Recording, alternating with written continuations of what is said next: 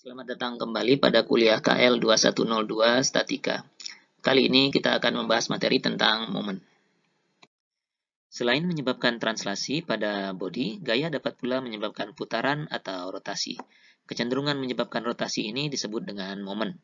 Misalnya, jika titik A pada bodi ini diam, maka gaya F akan menyebabkan bodi berputar dengan titik A sebagai pusatnya, akibat momen yang besarnya sebanding dengan gaya F, serta jarak antara titik A dengan garis kerja gaya F. Kalau kita gambarkan garis kerja gaya F di sini, jarak terdekat dari titik A ke garis kerja F adalah berupa garis yang tegak lurus terhadap garis kerja gaya F seperti ini, maka momen terhadap titik A dari gaya F besarnya adalah sebesar F dikalikan dengan D ini. Momen memiliki arah.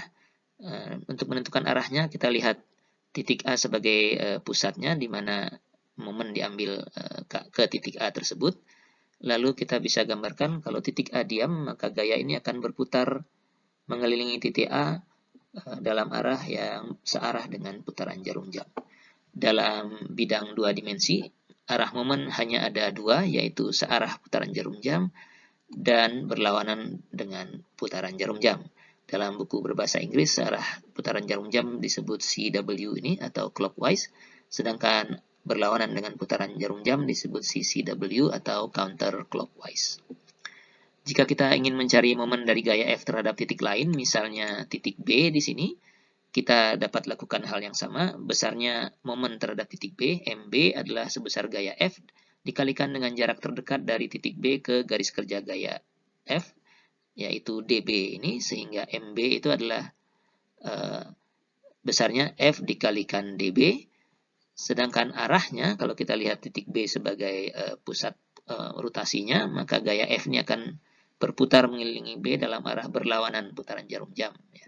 Jadi MB dituliskan minus F dikalikan DB, di mana tadi kita mengambil arah searah jarum jam sebagai positif, maka yang berlawanan dengan arah jarum jam kita sebut negatif. Anda bebas memilih apakah yang searah jarum jam yang positif atau yang berlawanan putaran jarum jamnya yang positif dalam analisis. Tapi kalau yang satu sudah dipilih positif, maka yang lainnya akan menjadi negatif. Teorema Varignon menyatakan bahwa momen dari satu gaya terhadap satu titik, misalnya titik A di sini, dapat dihitung dari gaya ini dikalikan jaraknya ke titik tersebut, atau bisa juga dihitung dari momen dari komponen-komponen gaya ini, Fx dan Fy misalnya, terhadap titik yang sama. Misalnya kalau kita mau menghitung momen dari gaya F terhadap A langsung, maka yang kita lakukan adalah mencari jarak terdekat dari titik A ke garis kerja F, dan kita dapatkan D, sehingga momennya adalah sebesar F dikalikan D. Nah, kita juga bisa menguraikan terlebih dahulu gaya F ini menjadi Fx dan Fy, kemudian kita tentukan jarak dari masing-masing gaya terhadap titik A, masing-masingnya. Jadi Fx itu berjarak sejauh dy dari titik A garis kerjanya, kemudian garis kerja Fy berjarak sejauh dx dari A. Nah, menggunakan teorema Varignon kita bisa hitung juga bahwa MA itu juga sama dengan Fx dikalikan dy ditambah dengan Fy dikalikan dx.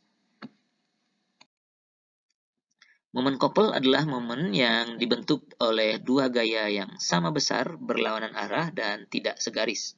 Ada jarak di antara kedua gaya tersebut, misalnya D di sini. Kalau kita menghitung momen dari kedua gaya ini terhadap satu titik, misalnya titik A yang jaraknya dari sini sebesar A, maka momen terhadap A adalah gaya F ini dikalikan A, itu arahnya searah jarum jam dan kita anggap positif.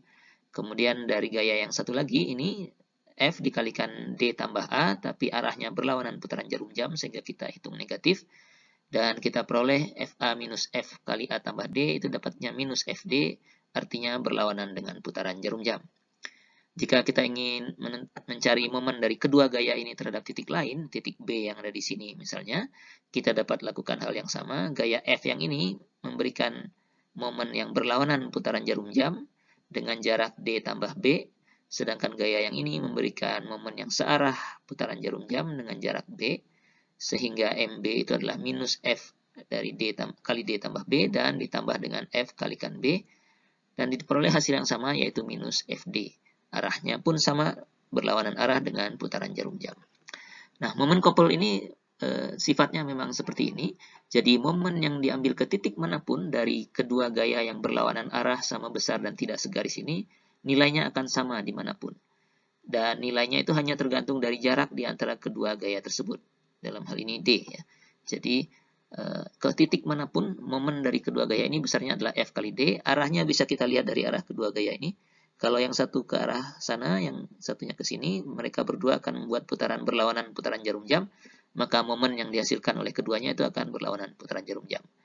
Dan kita bisa gambarkan secara umum begini saja. Jadi momen dari kedua gaya couple yang tadi dapat digambarkan seperti ini, yaitu momen yang arahnya berlawanan putaran jarum jam dan besarnya sebesar F dikalikan dengan D.